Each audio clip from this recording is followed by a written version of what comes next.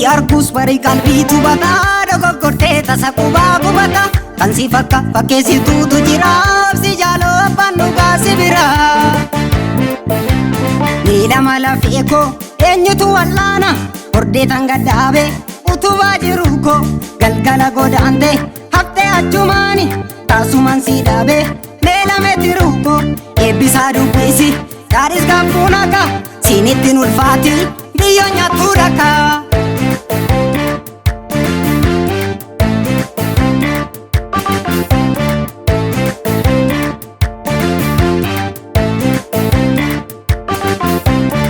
Sagaraa tuttuqa nama booressa tuttuqa hin jaalatu bartanyiin qeeransa hin afaan gandummaan nu miidhaanillee dhidhiibbaan isaanii naaf ta'e haamile madaaf dhidhiibbaan hin malu afuuffaanis caba Gumaa gooticha rabbiita harkaa qaba.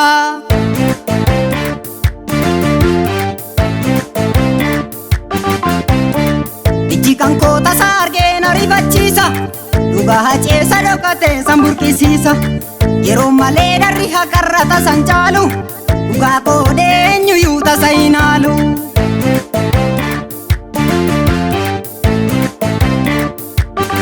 Si dagannaaree nuti qomoon kee dhugaaf falmaadha ilma sabaati haqaaf dhaabattee latte lubbuu kee gerartichaa gaafa dawaati.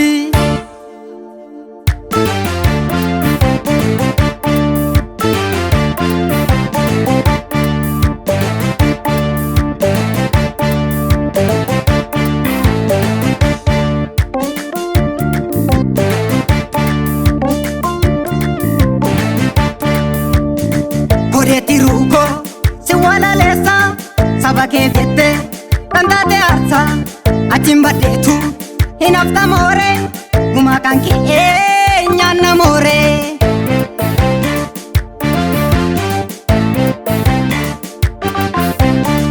Ali sabaa jettee waada sabaaf taate majedhu hacee koo urguutu si nyaate achi dhaqee taa'ii gootota darban tarre gobbiraa si dhabnee wanta hedduu daarre.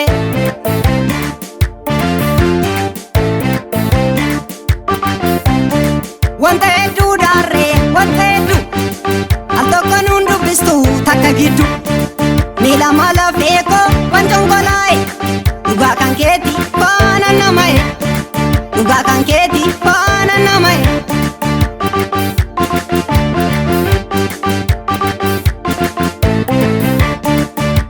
Meela mala feekoo meela mala feekoo meela mala feekoo meela